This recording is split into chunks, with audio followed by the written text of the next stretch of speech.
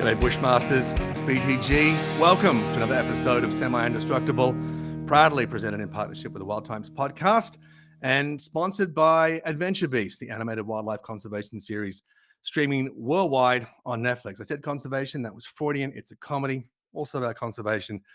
Let's not get too picky. It's on Netflix in every language on the planet. Go watch it. You'll love it. So we had a great episode last week with Forrest talking about some of our worst field mistakes and what we learned from them. Two things came back to me after the episode that I wish we talked about. And one was how one of the biggest mistakes you can make in the field is to underestimate your adversary in the context of a species, an animal. It's small, therefore it's harmless. Some of the most deadly creatures in the world are incredibly tiny and move very, very slowly. I remember a scaly bellied newt up in Alaska that I found just chilling. I just picked it up. Luckily, I was wearing gloves and I didn't put my bare skin on it and then suck on my thumb, which I'm prone to do because the neurotoxins in its skin are fatal. It doesn't have to be in a hurry. It doesn't have to look intimidating because it is so incredibly deadly.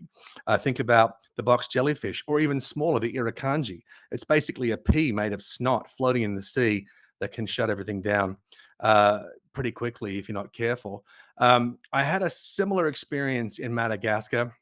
I was there with Billy Armand shooting little giants for Animal Planet, and we were working with these little tiny mouse lemurs, the smallest of all primates, and they really are the size of sort of large mice, very tiny, and they look adorable. Just basically sentient finger puppets. I mean, just the most adorable little things. And I was wearing gloves, nothing special. I normally wear gloves primarily because I've already had 7 treatments for rabies, so I don't need any more bat or monkey bites. And I usually wear a Kevlar lined leather glove. It sounds tougher than it is. You'll see the TSA wear them when they're doing screenings, when they're doing frisks, just in case someone has something sharp in their pocket. They don't want to get poked by it, whether it's the tip of a syringe, or whether it's a razor blade, or whether it's just a ballpoint pen or a nail clippers. So they're a decent glove, but they're not bulletproof. Anyway, this little bugger, adorable little thing, I was holding in my hand. I mean, it really is tiny, no bigger than most of its body was not much bigger than my thumb. And it bit my finger and separated the knuckle, somehow separated the last knuckle of my finger, this little bugger. And I remember later feeling so annoyed at myself that I underestimated it. And just because something is small and looks harmless does not mean that it is. And the illusory notion of superiority through mass is something that lets a lot of men down a lot of the time. You can get your ass kicked by a very small person. Remember the multi-belt champion Jeff Fennick, Australian fighter. He knocked out a 6'6" Texan in an elevator in in Vegas. The guy was laughing at how small he was. How could you be the champion of anything? And the next minute, he was sucking the linoleum, trodden with ashtrays and cheap drinks from the gambling floor of a Vegas casino. Never underestimate somebody because of their size. And that's especially true in the field with animals. Many of the most dangerous creatures don't look threatening. Many of the coolest, calmest creatures are the deadliest because they don't need to show off. A lot of the big predators, sharks, tigers, many animals, they're quite nervy because they know if they can inflict punishment, someone can inflict punishment on them. Little creatures that are deadly, they know they've got what it takes and they're not too worried. So don't ever assume that a small, emotionally contained creature is harmless. It could be the exact opposite. The other thing that I wanted to reinforce was this notion that you can't know everything and you can't predict the future. Some of the dumbest people I ever met are quite smart, but they're intelligent people who make the assumption that they're extremely intelligent to the point that they can know everything that's going to happen. And of course, that's wrong. You can, if you work very hard, know yourself, but you can never predict everything that's going to happen. I'll give you a very strange example of this, not in the field, but in my football life. And as most of you know, I am a very passionate supporter of the Kansas City Chiefs, very close to Kansas City. I got my big publishing break there 30 odd years ago. Been to many games at Arrowhead. This is one of those occasions. It was in the early 2000s, and I had the privilege of going down onto the field. And in those days, unlike now, and it's a sort of salad days for us right now. We just won second Super Bowl in 4 years. Not off to the best start this year, but have a little bit of faith in the red and gold. We'll be all right. I was in the locker room. I went down to the field. I met the band. You might say, who cares about the band? There's a trumpet player there who's been there for the entire career of the Chiefs. I think he's passed away now. And he was such a loyal part of the Chiefs family. He received the Super Bowl ring from Super Bowl III. Anyway, lovely guy. After the game, got to go to the locker room, meet some of the players. I had a great time. Now, in those days, we had two of the best running backs in all of the NFL. We had Priest Holmes, 31, and Larry Johnson, 27. We used to call the double-headed monster. And all coming out from behind Big Willie Rowe, 77, who I met, by the way, and I'm a big unit, as you know, and he just towered over me. I mean, I hurt my neck looking up. He was so big. And he would punch a hole, and Larry Holmes would thunder through it, or Priest Holmes would step around it. It was a thing of beauty. Anyway, I was speaking to a bunch of players after the game. We beat the Denver Broncos, which, if you know anything about NFL, that's a big thing for us. Beating the Raiders and the Broncos is what we live for. No one gives a shit about the Chargers. Let's not pretend otherwise. We beat the Broncos, which is a big deal in those days because they were dominating us at that time. It was a very celebratory feeling in the locker room, meeting all these amazing players, had a great time. Larry Johnson walks in, and the host, who was sort of taking me around the Chiefs facility, said, maybe steer clear of Larry. He's a bit of a loose cannon. Couldn't have been more false, that statement, because he was absolutely lovely. Absolutely lovely. Very strange body type. I mean, fit, strong guy. Obviously, he wasn't super tall, about 6 foot, built like a centaur. I mean, he was a strong looking athletic guy from the waist up, but from his hips down, I mean, it was a horse. And I don't mean that in a weird sexual way. I mean, he had the quads and glutes just like a Clydesdale. And there's no wonder you couldn't knock him off his feet. I mean, the guy was built for running through brick walls, and he was absolutely lovely. We had a great conversation. It was a really special moment to meet him at the height of his abilities. That evening, it was a full Kansas City experience. I went for dinner with some close friends in publishing, and we were being joined by the lawyer from the Kansas City Chiefs. Not because I hang out with lawyers or football administrators, but because he plays bagpipes with my friend's wife. Strange, but that's the world we live in. They play in a Scottish band of some kind. So we go out for dinner. One of the best meals you can have in Kansas City, other than barbecue at Joe's or Bryant's, one of the best meals you can have is pan-fried chicken at Stroud's. And in those days, the original building was this rickety timber shack under a bridge, huge waiting room to get in, just a good time. Best chicken I've ever had in the world. It's so good. Stroud's in Kansas City, new location now, but go check it out. It's cheap. It's delicious. You can't beat it. So we're having a few drinks, and our guest, the lawyer from the Kansas City Chiefs, doesn't turn up. It's like unusual because they're very, very nice guy. And 20 minutes late, 40 minutes late, a table's ready. We're going to sit down. So we finally just sat down, and he sent a texting, sorry, I'm detained. He turns up over 90 minutes late, and he's very apologetic. And he said, hey, I said, what happened? He goes, I'm so sorry. He's wearing a suit. He's wearing a suit to eat at Stroud. So that was weird in itself. We said, what happened? And he said, sorry. He said, Larry Johnson just stuck a pistol in his girlfriend's mouth in a nightclub, and I had to go to the arraignment. Never saw that coming. Never saw that coming. The person told me he was loose cannon was right. And I feel for him. I think he has suffered some sort of brain injury. He believes that. And but the point is, my impression of events led me to believe that kind of thing could never happen. It was literally a few hours after we were talking, having the most lovely conversation, and something snapped, and he did something completely irresponsible, and he paid a price. He got moved to other teams later. His career ended prematurely, and now he primarily moonlights as a DJ at a strip club in Miami. Not even making that up. And I wish him nothing but the best. He was a fabulous footballer, and I think the price that people pay, particularly athletes, particularly men in combat sports, and just like soldiers, and I refer to football as a combat sport because of the nature of the physicality of it. You just don't know where it's going to happen. So you don't know where life's going to take you. You just don't know. And to be so smug as to think you're ahead of the game is a form of deliberate stupidity, and something that we've all suffered from. So that was a lesson that I wish I'd expanded upon after we spoke to Forrest, because with animals, people think, I know these animals, I know them so well. You don't. You know a lot about them. You know more than anybody else, but you never know what's going to happen next. That's the joy and the horror of life. little bit of housekeeping. A lot of great responses to last week's episode. One of the unusual questions, suggestions was that we should start producing Bushmaster t-shirts. So we did it.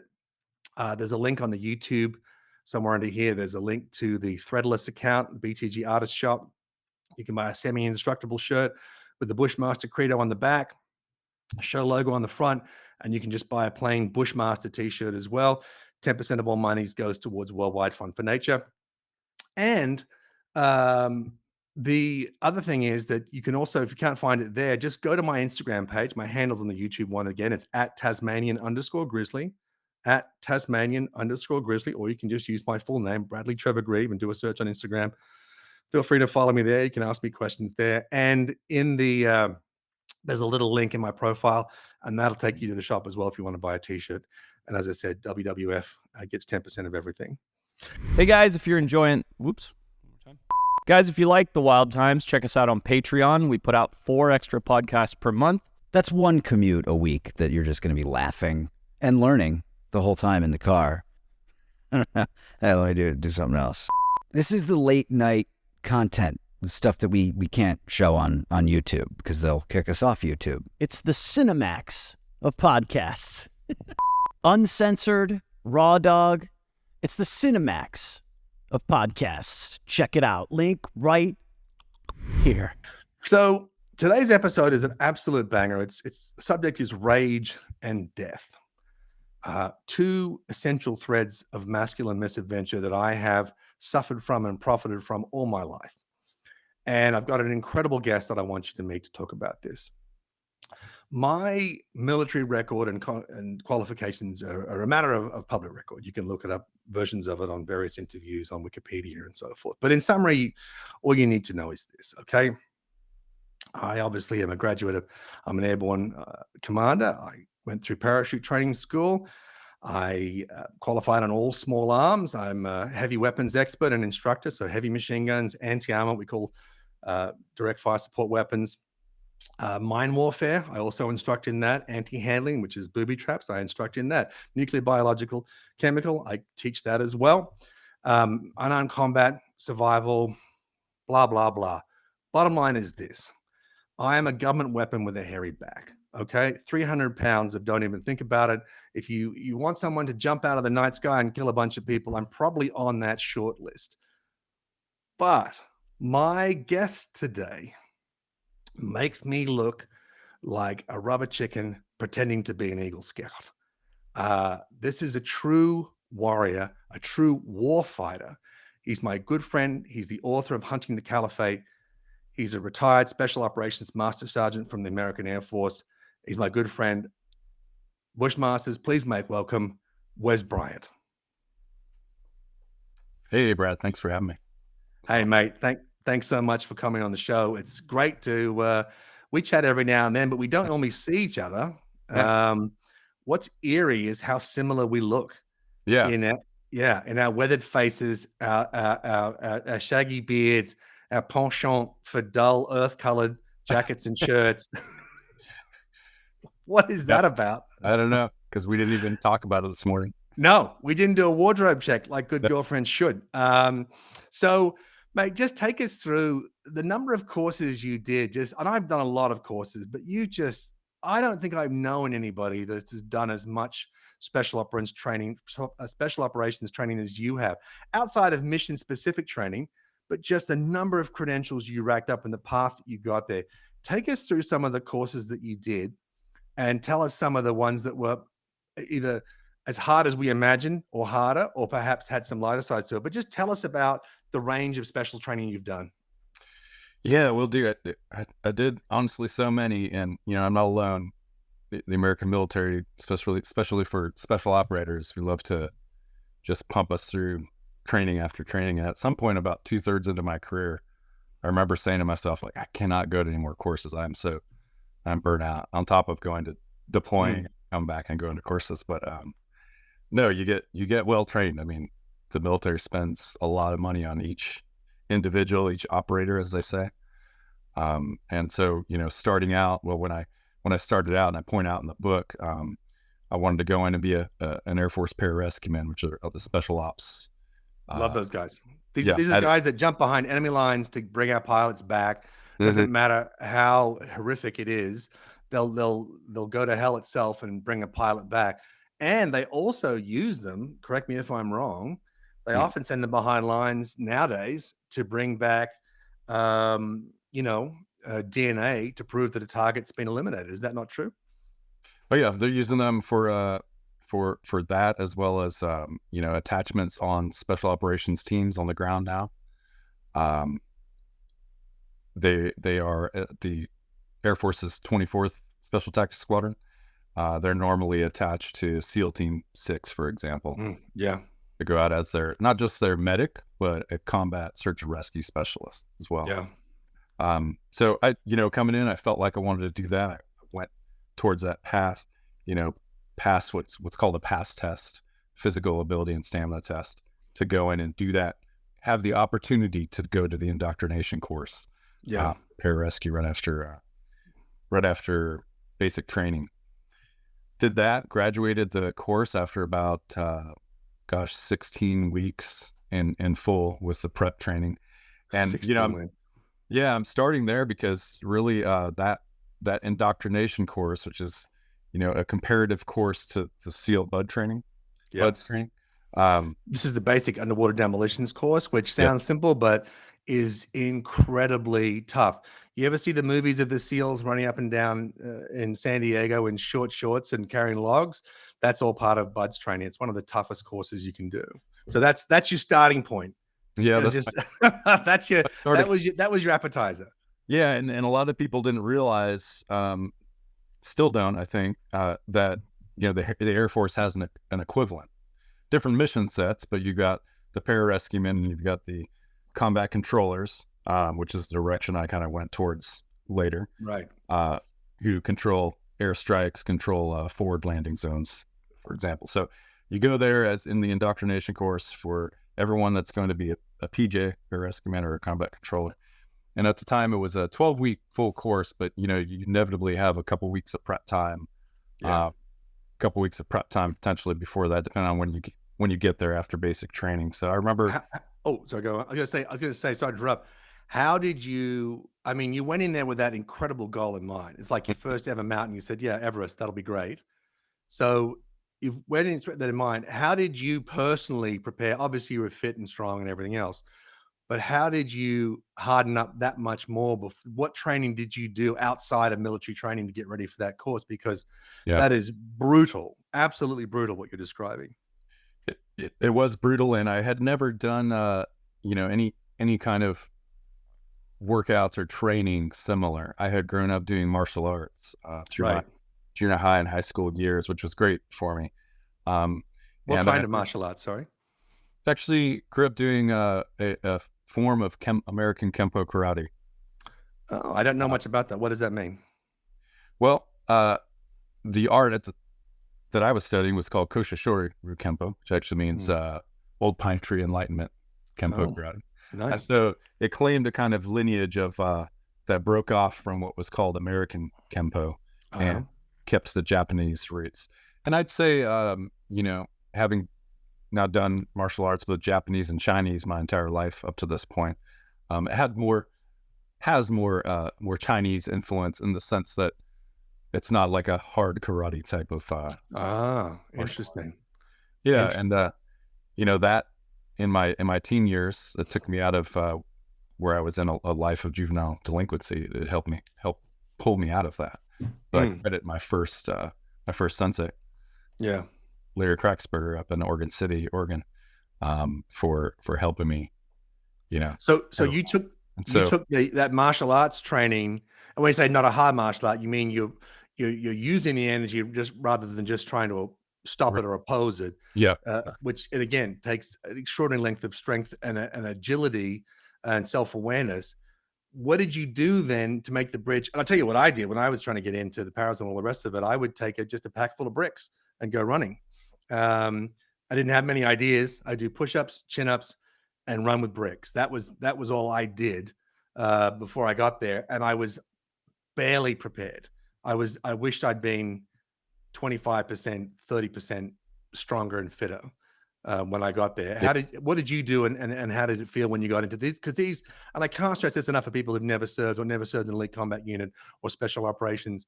This is the kind of stuff that cripples fit, strong men. And the two first guys to quit when I was in the Army were both semi-professional athletes, an endurance kayaker and a triathlete, and they both broke. Partly because they were so aware of their bodies from their elite sport, they said, "This is breaking me." And the answer is, that's the point. So how did you prepare, and how did it feel in these incredibly tough courses? Well, I started, I met a National Guard pararescueman, strangely enough, in the gym I worked out in Oregon City a few months before I went in. And I had never swam one lap in the pool, even though I could swim and stay up. I grew up going to a lake in Northern California. But I didn't know lap swimming. I didn't know finning. Didn't do a lot of like formal underwater training. So he told me, just run, do cows, and do swimming. He gave me some tips in the gym on lap swimming so that I could pass that piece, then told me just start finning. And that's all I started doing. I just swam, finned, did push-ups, pull-ups, sit-ups, and ran. Built up that endurance. Yeah, that's what the training is. It's not bench pressing. That's right. Not, doing martial arts, even though that's important.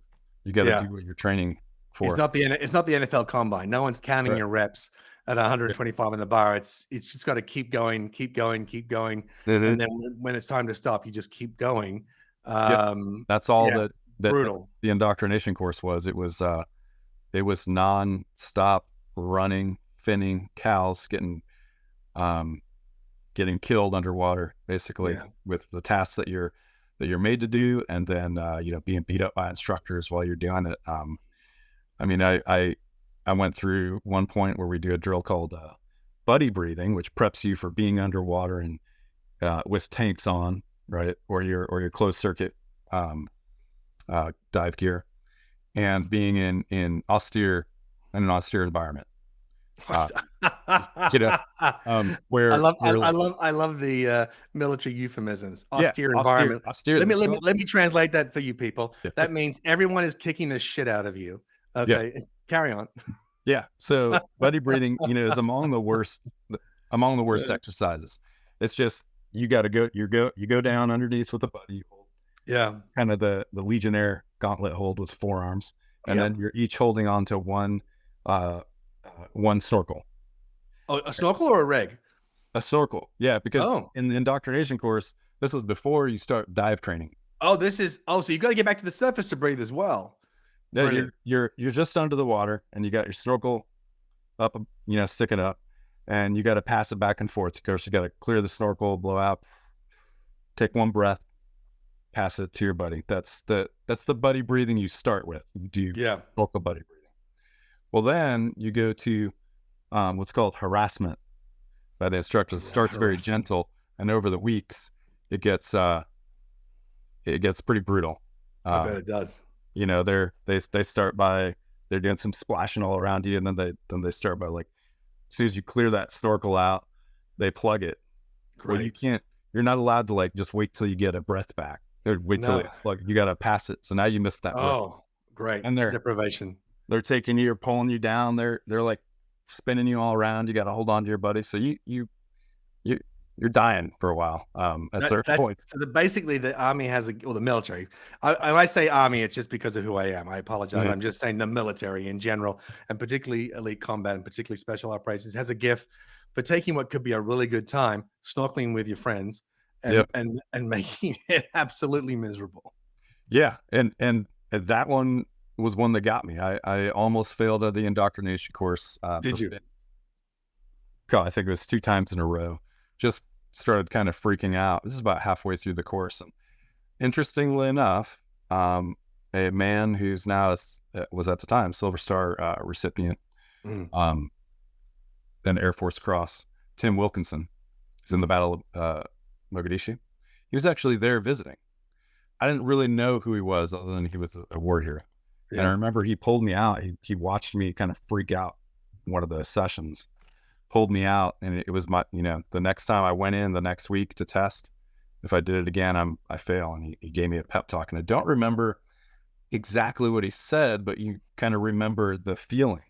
I remember the feeling was like, I care about you, you doing well, you got this, on top of pull your shit together kind of thing. Yeah. A mix. Yeah. And I went in the next time with kind of a calmer mind, and prevailed, and didn't really have any problems with buddy breathing after. Now, I was kind of the butt of my team for a while, because I'd go back to the barracks at night and on the weekends, and I'd fill a sink in the, we had like community latrine or bathroom, fill one of the sinks and dunk my head in, and I'd just sit there and I'd like harass myself, simulating buddy breathing. So I was all in. I love that. Made it. I love that. I think I've never done any specialist underwater training other than recreational scuba diving, and but it was fascinating to me. I once ran adventure training for the Australian paratroopers, and what you want for adventure training is you want something where it's very low actual risk, but a very high perceived risk in terms of discomfort. So there's a sense of personal growth, even though they're having fun and you're not really. So it ends up being stuff like rappelling and scuba diving. And I took guys who were already paratroopers, already just tough as coffin nails. And to my astonishment, about 2 or 3 guys out of there was about 90 of them didn't want to do it. They got there and they got underwater and they completely lost it. And I've seen a similar thing because I was doing the para course of guys who just finished SAS selection, which is a brutal, absolutely brutal course. And they'd finished their basic, the Carter course and the patrol course. All they had to do was get through the jump school with us, and they were there, and they couldn't do it. And I remember one of them, and he had already fractured his leg. He was so freaked out about it. He'd already fractured his leg with a bad jump before. And he just said to me, he goes, it was a night jump, which is always, everything seems to finish on a night thing. I don't know why that is. And he said, just get me out of the plane. Just kick me out. And so we did. He sat on the edge of it was the old, did you ever jump out of Caribou's? It's just such a beautiful plane. It's not fast. You got that nice ramp. It's kind of like going on a big slide. Fantastic. Like a kid's slide. It's got to be the nicest, I think. And so his legs went. He sat on the edge of the ramp, and we just kicked him out. And he broke his leg fully when he landed because it was already fractured. But it's funny how the mind, you can do so many things, but there are some things that these innate fears, drowning, falling, burning, bleeding, and people react to them weirdly. But I mean, there's such high esteem. It's like astronauts, basically, but under the water, and your warriors. I know in Australia we have the Naval Clearance Divers course with the Navy, and that's held in such high regard. If you pass that, you get direct entry in as a candidate for SAS Carter course, and a great. I would say they're the most successful subgroup that get in. I would say 50% of them get in, which is very high for a special operations thing. But what I was going to take away from that, it was interesting to me, was in both cases, because obviously you're smart enough and tough enough and fit enough. In both cases, what got you over the edge was advice from men who'd been there before. Your reservist PJ and war hero Wilkinson. How interesting that you had all the tools, but it was the advice from 2 veterans that helped you access them. Yeah, and I think that was a trend all throughout my career, and arguably probably for anyone other than the savants, and we all know them, the just met. Yeah, the Jets, but they're not of this world. And so I just wanted to. I mean, there must have been some funny things. I remember at jump school, and for those that haven't done military parachuting, it sucks. I mean, obviously we do civilian parachuting and some elements of free fall. Even the military make free fall miserable, but it's nothing like that. In the movies, it's nothing like that. It's just heavy. Everything hurts. You hit the ground really, really hard, and you got to go to work immediately. Our standard drill was to hit the ground. Then we got to run 20 Ks to get it out of the range of mortars. That's our first thing we do. So you're sick, you're beat up, and the first thing you do is bolt to get out of the range of this of enemy counterfire. But what I was going to say was there were some lighter moments when you first start doing it, and the structure of a military parachute. You got your parachute. You have what's called your risers, and it's like a piece of car seatbelt. They come off your shoulders, and then they go to your suspension lines. The speedy lines that hold onto the parachute. And you spent a lot of time at our school anyway. You spent a lot of time climbing up these seatbelt type things, locking the grip and pulling yourself up, basically doing an endless series of chin-ups. And the seatbelt material cuts into your hands, and you've got instructors who always seem to be a little bit too sadistic, and your hands cut open, and they would leave a big plastic tub of alcohol, rubbing alcohol, and you'd put your hands in the alcohol afterwards to sort of cure any bleeding and whatever, and your hands would get all hard and they'd split even more. It was all very stupid. But I remember some funny stories. And as an officer, we had certain privileges, and one of them was to eat in what we would call an army mess, the officers' mess, but the naval people call it a wardroom. And we would go in there, and they hated us because they were all beautiful dress blues and whites, and we looked like we'd been dragged there behind a tow truck and just sweating and bleeding. And we would have a few drinks, not going to lie. And they had a breathalyzer on the side of the mess, and no one would go home drunk. Now, we were living in barracks, so we would have a few hundred drinks with the Navy. And the next morning, the competition was to see who could be the drunkest before we started climbing the rises again, which used to make me laugh. And of course, everyone's, being sick and carrying on is miserable. But there must have been moments of absurdity, of masculine absurdity when you do it. Another one I remember jumping out of the mock-up. And again, it's a super fun thing. It's basically a zip line. You exit the plane, you do your drills on the rise and the way down. No one would do warm-up, so everyone was tearing their elbows. And we're just like, how are we getting injured? What are some of the lighter moments of these horrible courses? Were there any, or was it all just unrelenting drudgery and hemorrhaging of emotions and visceral fluids? Hey, Brosners, thank you for being loyal subscribers. We appreciate everything that you do. And now we have a membership offer for you. I think you can get ad-free episodes, I heard. That's pretty big. Ad-free's big, but you can also get your comments looked at so we don't have to sift through the millions. How do you do that? There. Is there some sort of badge system? There's a badge system, a loyalty badge. Boom. Shows up next to your name in the comments. Boom. We read the comment. All this badge talks make I'm going to the badge store. He's going to You're get a a badge. badger. He's gonna buy one. Didn't earn it. He's gonna buy one. He did a fake leave. I assumed Kyle would know to cut Embarrassing. on the motion. All right, let's cut now. That's our ad. Well, there was a lot of that for sure. Yeah, after going through some of the toughest training before you even get qualified on things like airborne or dive school or free fall, what's good is that you start going to these other qualification courses, and some of them seem incredibly easy. And I'll say, Army Airborne School is one of them where all the Air Force trainees going there from the indoctrination course, they're just kind of laughing at it. Now, I'm not detracting from It sounds like you're detracting. the airborne paratrooper or airborne school. It is a solid course. You Yes. come out of there knowing what you need to do to be a static line jumper. But it's not, you hear the stories from the 50s, all that. It was Oh my God. No, there's something called the airborne shuffle because you run about it like a snail's pace every morning. These incredibly slow runs that are just actually painful because they're so slow. Just instant shin splints, I would have thought. Yeah, and then everything's just dummied down, honestly, to the lowest common denominator. Yeah.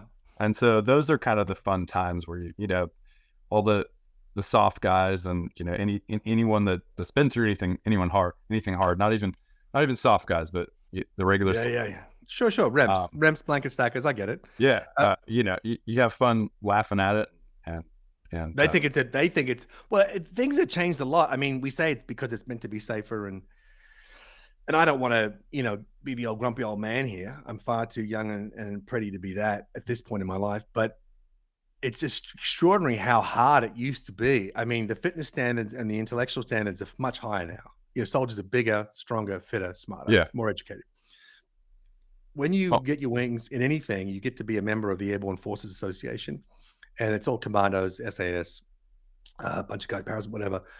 And you have a cruise every year in Sydney. You get on a ferry, and it's just what you would call shrimp and beer, and it's this great tour around. And I was lucky to get my wings and everything before the last of the World War II veterans passed away, and so we would get guys from some of the early Australian elite units, Z Force, for example, did some legendary work in Southeast Asia in World War II in Papua New Guinea and Timor. These guys were just crazy. And, looking at them now, these little guys, we were all giants compared to them. And the knowledge and the equipment we had, everything that we had was superior. But they had that intangible toughness that you just can't. If you don't have it, you'll never have it. It's that special gift. And this one guy, we're talking about this raid on Salamau in World War II. They spent 2 days climbing over this muddy tropical mountain in Papua New Guinea just to get down. We could do that today in 10 minutes from the ship, and we'd be in and out. And anyone who spent a day slogging through the mud knows how impossibly hard it is to do a mountain ridge. It's muddy. It's 90 degrees. It's 100% humidity, and you risk of being killed 1,000 different ways before breakfast. And his nickname was Pineapple. His nickname was Pineapple because he had a penchant for the old M36 grenades, and he would just carry tons of these grenades on him. And he liked throwing grenades at the Japanese. That was his modus. And we went past a nude beach. Lady Jane Beach is a clothing optional beach on the shores of Sydney Harbour. You couldn't see anything. I mean, we were, I don't know, a quarter of a mile offshore, but he was still crazy. And he's just like, I'm going in. And he was going to jump off the ferry and swim ashore, and meet some naked goddess on the beach. The guy was, in his late 80s. Great characters. But that toughness, remember Ranger School used to finish, you would jump off a 20-meter platform into mud, into 2 feet of mud. And something like 20% of all candidates broke their legs. And I mean, it's just a different way of being. So I think that the courses now, we produce better, smarter, stronger soldiers in some respects. We have less casualties in training, even though we still have too many. But, you don't come up with these monsters, these unbreakable, superhero types. We're not trying to breed those anymore. We're just trying to breed better soldiers. We're not trying to break as many people. So we kind of, I'm saying we're softer, even though we're bigger and stronger is what I'm saying. Well, even in the, the tough courses, we'll say even advanced infantry, special operations, Ranger School, they're all still tough. I mean, there's brutal. The average person's not going to make it through. Average fit person. There's other things like airborne, kind of watered it down to say we're just teaching how to be a static line jumper. We're not, this isn't be an athlete course anymore. And I guess that's good and bad in some ways, but we'll say, there's nothing easy about, standing at that door at a few hundred feet, your first time ever, and then jumping out, especially static line, because, free fall has its own set of difficulties, because it's free fall is a thinking man's game, as you know, and there's just a lot more that can go wrong. With static line, you have no real power. You just kind of jump out with your static line, you hold on to your little reserve, go out there, get in the L shape, and you kind of pray. Then all of a sudden that static line just yanks you open and destroys every part of your body. Right. At that moment. And then you have like cough up a very testicle. Little steerability with your chute, with a static line chute. And what were you jumping back then? Because I was doing T10Bs, Rs, and S's, but I mean nowadays it's a different rig. So that T10. Yeah. That's not it's just a big fat fluffy tub of a chute. Horrendous. And you're waiting to kind of break something when you hit the ground. It's and so much faster than you think, right? That ground rush is for real. Yeah, and you say the night jump, you always finish with night jumps. Well, airborne school, you finish with a night jump, and sure enough, as soon as I hit the ground on my back, that was my first moment of jumping when I injured my back, because it just kind of felt this sharp. It was, hit like that into that. But I was generally fine. And then as soon as I get up and I'm like gathering stuff in the dark, and I hear, I broke my leg, and it's the Navy kid that was jumping next to me. And he's a little ways away, maybe like 20 feet away from me, just screaming into the night until the medics came. I feel for him. Yeah. That's where, it still sucks. Like, it's definitely a crappy school. It's not that's the thing. It's degrees of misery, and also things can start off easy and go wrong real quick. You get bad weather, the course still runs, Suddenly it's 20 knots and rain, and you're still doing it. And it's like the army doesn't stop for weather. Things go wrong. I remember once doing a night, we were rehearsing touch and goes. So we're practicing basically assaulting airfields. So we jump out, we take some part of the airfield or whatever, and then we had to get out. Because of limited money, we're using the same aircraft. So the same aircraft would go in a circle for whatever it is, land on a different runway, and then we'd practice getting back into the aircraft on the run and extracting, okay? So simple enough to do in principle, but nothing ever goes right. And somehow my pack didn't get connected correctly. For some reason, back in the day, we used to have these two different eyelets on your rig, and one fit nothing, and then one fit you clip for your rig for your to suspend it below you. And so I don't know what it was. Someone checked it, they tugged on it, was hanging on, but it wasn't actually clipped. I get out of the plane, and I'm carrying all the lithium batteries for this and a bunch of 266 short range anti-armor weapons. But I got all the lithium batteries for our new GPS units, which were brand new at the time. And we thought that was surely going to explode. How that didn't explode, I don't know. But I jump out of the plane, I lower my gear, and we're jumping from 1,000 feet, and my pack just continues to lower another 995 feet. And I didn't hear a bang. And I'm like, oh God. And now I feel naked without my combat gear below me. So I land, I'm looking around, and I should point out this was on an actual military airfield. So it wasn't in the bush. So you could actually have a chance of finding it because everything was mowed and whatever else. There was runways. We did find it. It was an old Alice pack. So my Alice pack is smashed to pieces. The metal frame is just gone. And now I got to run 3/4 of a mile to the other side of the airfield to get my lift out. So I'm running with this broken pack on my back, and it's just cutting physically through my clothes into my skin and my flesh. And I run that 3/4 of a mile. I get on the extraction planes and fly out. A simple thing went wrong and got very, very hard. And what got me through it was that general toughening of all those years of training beforehand, because I couldn't have expected that to happen. But then again, maybe had I been a more experienced veteran, that's exactly what I should expected, is that it's all going to turn to shit. It is. Yeah. Even when it's simple, things can just get miserable. Yep. And it's like you plan a day fishing. It's all great. And you go out and suddenly it's 6-meter swells. That is life. Except now people are obviously trying to kill you and you have a mission. You want to keep people alive. It gets a bit heavier. I guess what I'm saying is it's easy to sit back, even having done a lot of it, and you've done most of it. I don't think I've ever seen anybody with as many ribbons on their chest other than a Soviet general in Paris after World War II. The stuff that you've done is extraordinary.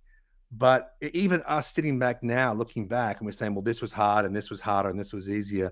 But the truth is, at the time, it's completely relative to what you're facing and who you are. Yeah. And the conditions can be varied. You have an instructor doing your underwater course who hates you or hates life or hates his ex-wife. Yeah. Now, all accurate. All that stuff now it's going to hurt you, even though it shouldn't. You have an instructor who cares about you and wants you to be your best self. And what was impossible is now possible. I guess I don't want to say it's a reliance on other people, but acknowledging that in order to be a formidable force for good, you have a need to connect with people more experienced than yourself to tap into the better part of who you are, right? Oh, absolutely. I'm glad you brought that up because, as I grew in my military career, I looked back on the really hard training they had endured, especially early on. And I realized, you can go through some of the toughest training in the world to harden yourself as a warfighter and a warrior. But you don't need to be treated like complete shit all the time. Right. To do it. And there were those instructors that, they had personal problems against you about life, everything. And then there were these guys that uplifted you. And I could go through harder shit for these guys than these guys. The ones that uplifted and that you could tell they wanted you to make it through, they're going to make it hard, but they want you to make it. Those are the ones that I still will talk to today. The other ones, I don't even care where they're at right now. No. Oh, we both know. They're Yeah. they're basically in a puddle of piss and blood behind some bar and wherever. Yeah. That's where they all end up. We've all seen those guys, and I feel sad for them. But we all made our own choices, and we can take pride in who we are. And if you can't take pride in who you are, then you've got to start addressing that now, because it's bad news doesn't get better with time. Let's tap into this rage, because a lot of these guys operate on anger. And I know from playing rugby and certainly from being a soldier, there are moments where pure white incandescent rage is an incredible asset, and you can run through a brick wall and do whatever you need to do.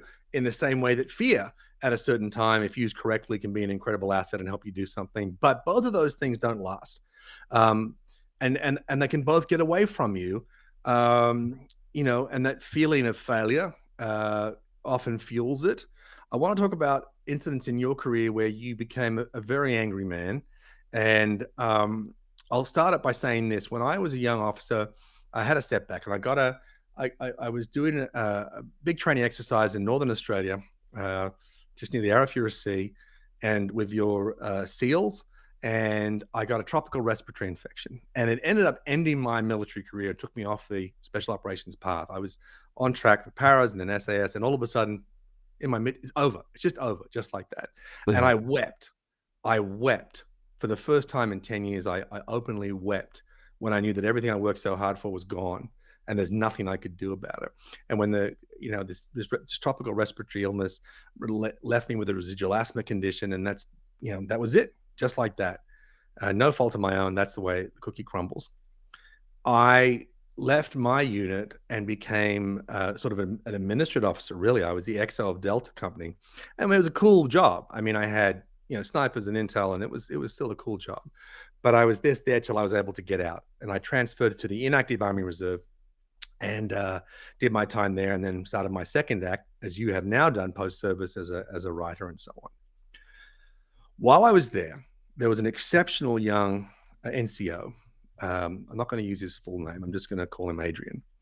And Adrian, he was in the same unit I was in before. And this is the thing about any kind of elite combat unit. It's like the NFL. A massive percentage of your team is injured every week. You will see guys with broken legs and twisted ankles and broken fingers and wrists and jaws. It's normal to see everyone walking around on crutches it's normal. That's the nature of the thing, which is why we give respect to people who serve, because it's not about the war movie heroics. It's the constant misery and grind and sacrifice that's every day. Even on a good day, it hurts. And for what? They're not getting the perks that you would expect from most jobs, that kind of dedication, that kind of service. So it's people forget how brutal it is every day. Anyway, Adrian had a horrible parachuting injury, a lot of surgery. He'd come back. In that time, he'd gone through a number of intelligence courses. He'd become our intelligence officer, basically, and a unit photographer. And he did an incredibly good job. He was a very smart, buttoned-up young man.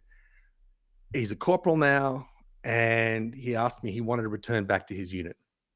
And I said, look, you're not on that path anymore. You're on a different path now. You're headed to battalion headquarters and then brigade. That's where you're going. And he said, no, I miss my mates. I miss my buddies. I want to get back in the suck. And I'm like, I said, look, you're a great operator. If you want that, I'm not going to stand in your way. But that would be a reversion of all the work you've done over the last 2.5 years. Are you sure? And he said, yes, I'm sure. So I signed the papers. I think that was a Thursday. On Monday, he marched back out of the company. And then by just after the following weekend, there was a live fire exercise. His best friend fell behind him and shot him through the spine and killed him instantly. And I think about that all the time. Every time we have any kind of military memorial, I think about, what if I'd said, just think about it for a week? What if I'd said, I recommend you do this? What if I'd said, no, for your own good, I'm telling you, I'm not going to do this. You should. And I've done that to other soldiers. I've said to you, look, you don't want to be an NCO because you just like mucking about with the boys, but you have the goods to be a leader. I'm putting you on this, subunit commander's course. I've done that. What if I'd done that, but I didn't do that, and fate took its play, and killed 2 lives ruined in 1. His best friend left the army, got sectioned, he was done, and he was dead. And I remember cleaning up his effects, and everything was so perfect and orderly. I mean, he was a model soldier. and I think about that all the time. You had a very different experience in the death of Sergeant Dole, and I know that unleashed a sense of doubt and rage in you, which almost derailed your service and your marriage and your life. Could you tell us about that? Yeah, I'd say that was kind of a pinnacle moment. It was my, after the pararescue pipeline. Of course, I described this more fully in the book, but I went to dive school, Special Forces Combat Dive School in Key West, Florida. Tough. Failed out of dive school there, and failed out of the pipeline. And then I left the pararescue pipeline and went to something called TACP, the Tactical Air Control Party. That's where you basically, your whole job in life is to be a forward air controller, what we now call it JTAC. Yep. Joint Terminal Attack. And for those that don't know, and I will say this, and you can tell by looking at Wes's face, he's a smug guy. Anything to do with artillery and math in combat makes you smart. And he is that. All my best friend, Steve Nichols, is artillery. He's a smug bastard too. He's just smart. So JTAC is basically it's like a superhero of fire support. They have the knowledge. It's incredibly technical. They can bring in fire support from anywhere, from artillery, from mobile rocket launchers, from jet aircraft, from bombers, from naval ships, anything at all. If you've got some lethal ordnance, some sort of active guided fire from heaven, Wes Bryant as a JTAC can bring it to land exactly where you need it to land. Yeah, and that's what I ended up doing the rest of my career, largely. And just what you nailed it. It's just really an awesome amount of power and responsibility that you have as an enlisted JTAC on the battlefield. It's a god. You're a demigod. You are a demigod. Yeah, because you can literally bring the wrath of heaven. Everyone knows how much I hate the Marvel movies, but if this is the Marvel movie brought to life, you could just reach up to heaven and just, I mean, what is some of the ordnance you can drop on anything? Because I know it's awe-inspiring, and watching it on television doesn't do it. I remember going to a firepower demonstration. We have an annual firepower demonstration in Australasia every year. It used to be called El Alamein after the time Sir Bernard Montgomery, or actually Viscount Montgomery, used a sledgehammer to smash a walnut on the Axis forces in the Western Desert. But they would, and the Air Force and the Navy, everyone would drop a couple of everything so you could see it on this range. And you think you're a human weapon and you're just unstoppable. And then you just, the force that just almost at a molecular level causes you to shake. What are some of the ordnance that you can bring in and have brought in to devastating effect? Well, a lot of 2,000-pound bombs. 2,000. I was watching in my day, I was watching 500-pound bombs and thought that was special. Yeah, 500-pound bombs is a kind of more standard, a ton of those, a lot of 2,000-pounders. And then, as we went along and got more keen on limiting collateral damage, we went down to like the 250-pound. Very generous of you. Yeah, and what we call strafe or gunfire from aircraft. So 30 cal or 50 cal, or what are you? 20 to 30 millimeter. Yep. Typically. Wow. And then rockets from both helos and fixed wing, and missiles. Yeah. One of my favorite pieces of ordnance was the AGM-65 Maverick missile. Why's that? It's just it's an awesome weapon, and what we'd call the LMAV, or the Laser Maverick, was my weapon of choice, because pilots that utilize that weapon could pretty much put it anywhere. And who paints the target? Do they paint it or do you paint it? Could be all different variations. You could have the pilot lays it in. You could have a ground lays, which is less common. Now we use someone in the air because it's a lot more safe. Sure. And a lot more accurate. So typically pilots fixed wing will, in fighter pilots and strike pilots will always travel in twos at least. So you'll have that wingman lays it in, or you'll have a drone or a manned platform. So again, apologies for being reductionist as a humble grunt. But if you watched Maverick, the Top Gun sequel, that's what we're seeing with the F-16 strike, is that the second plane is lasing the target, allowing them to thread the needle with their missiles. Mm-hmm. Yep. Yeah, and that's it. very, very common. Yeah. Yeah. Amazing. And how accurate are we talking? Like within a few square meters of the target, or within a few square inches of the target? How No, close? no, yeah, square inches. I mean, that thing's going, especially with laser guns, which is actually the most accurate. That thing's going right on the lace. That seeker on the front of the warhead is going right on where it's lased. And it can't get distracted by other signals. I mean, remember back in the day with heavy weapons using the tow missiles, and we used to for taking out armored vehicles. And the early system, wireless ones, you'd be reading the targeting unit, which you'd hang on to, will be reading where you put the crosshairs and where basically the backblast, the rocket signature, and using math to bring them together. And then we found on the battlefield, if there are a whole bunch of burning hulls of tanks, it would get confused. So we went back to a fiber optic thread. So when you fire these, you end up with like a mile of dental floss between you and the unit, you and the target. Is there any case where a laser guided weapon can be distracted by other lasers or other types of luminous devices? Not other lasers, because each one goes by each seeker goes by a code, so you actually have to give that code. It's a coded laser. Mm-hmm. Yeah, but by environment and weather, absolutely. So often in our strikes, we had to take that into account. All right, I'm going to do the first strike with an LMAV or laser guided bomb. Next strikes will be with GPS guided or otherwise, because I know that once that first billow of smoke goes off, we're not getting good lasers in. Right, you're not going to. I hadn't thought of that, but now that's a classic. I remember when I was doing anti-armor. This is a great job. We would have a short wheelbase Jeep we'd throw at the back of the plane and jump after it. And on the they would have a 106 RCL, just basically a tank barrel on the top of this Jeep. And we'd follow that down. And then our job is obviously to destroy any kind of heavy armaments that are on the airfield. That was our primary job, was taking airheads. All sounds great. So they went to a laser sight, and that was terrific. But with the old days, we used to use a 7mm round with a phosphorus projectile. So, and you hit, and the funny thing is, the performance of this fat bullet was actually very similar to the path of the heavy ordnance. So it had a very similar trajectory, and similar speed, which is strange but true. And so you hit it with the phosphorus, and you get a nice bright white flash, and then you let the main one go. But of course, that's knocking on the door. Someone hears a round hit the side of whatever there is, whether it's a bunker or whether it's a tank. They're going to start looking for it. So it immediately gives away any kind of surprise. So everybody said, let's go to lasers, because then we won't have to tell them that we're coming, have to knock on the door every time. Well, what we found was that humidity and temperature would bend the laser, just like putting light through a prism. And we didn't find that until we started making mistakes. It was perfected by the people who were sighting these giant oil pipelines through the desert.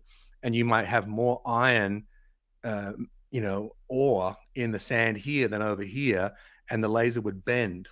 And so it's these things like that you just, however clever you are, you just wouldn't think of until and these, tow missiles are 20 grand a pop. So suddenly you're losing $20,000, $60,000 in peacetime, and in wartime you just keep missing. I mean, it's kind of shocking that we make those mistakes, but that is the nature of it, isn't it? Yeah, and it was always a team effort. You've got to be you and your attacking air crew have to be on it and have to know the capabilities of the technologies and the weapons that you're employing to be able to make these plans, not have things go that way, not have. So tell us what happened. Tell us what happened in Afghanistan and the action that led to, as I said, the tragic loss of an American hero, and how that stuck with you, and what happened to you after that. Yeah. So as a JTAC, you were and I was like, at the time, 2005. I was what's called a conventional forces JTAC. So I was attached to infantry units, Army infantry units, and I was deployed to Afghanistan the end of 2005. And was going back and forth supporting units of the 82nd Airborne and the 173rd Airborne Brigade out of Italy. So at the time, I was attached to a company with the 173rd, and we pushed out, and we were based out of Kandahar. we pushed out north of Kandahar to go do some clearance through the mountainous, kind of somewhat desolate regions. Desolate meaning, just mountains and villages all over, living like people did 2,000 years ago. Wow. We knew that, with motorcycles and other, modern technologies. Right, but not a lot of running water, not a lot of power. It's generators, it's wells. They're living in mud huts, exactly. And there was a resurgence at the time of Taliban in that region, so we would go through and conduct clearing operations through vast, many different cities and villages to root them out based on some intelligence, and sometimes just based on, hey, let's go here. So we were pushing up through to the northwest, and we had signals intelligence capabilities in our convoy. So we'd be able to listen to what we call ICOM chatter at the time, basically walkie-talkies the Taliban would use. We heard them tracking us, so they had some kind of spotter that spotted our convoy at one point and said and pointed out where we were, what direction we're headed, and then gave some. It's like someone listening to a police scanner. You're eavesdropping on what the enemy was doing. Yep.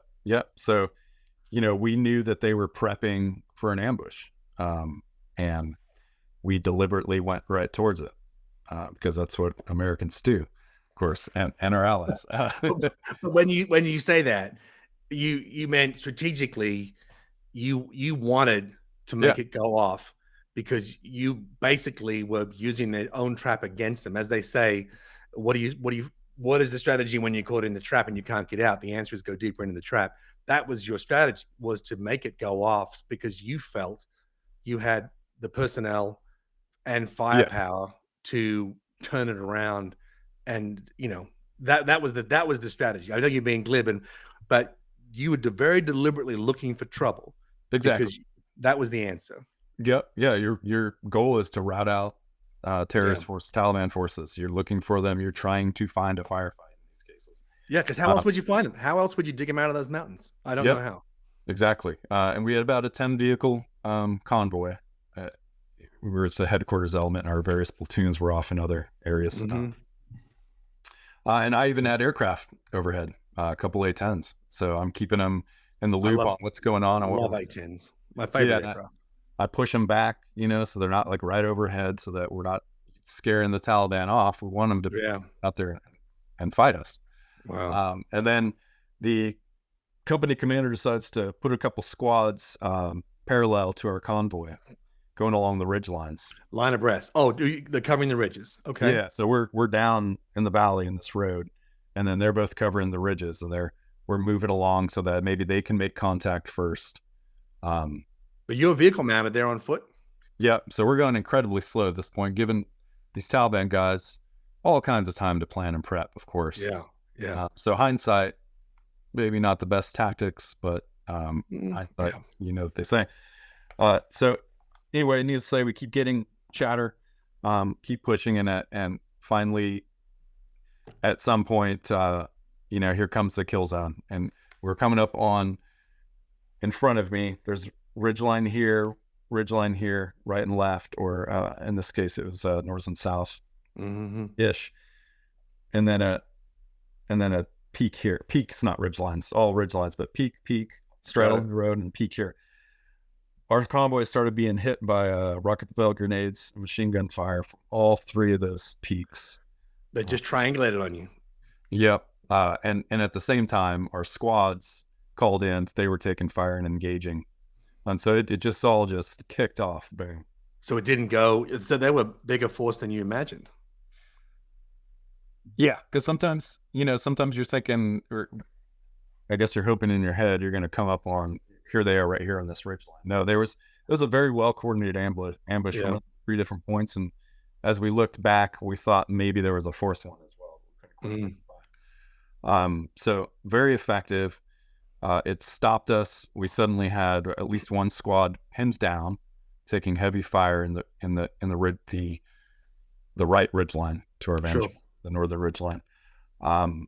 And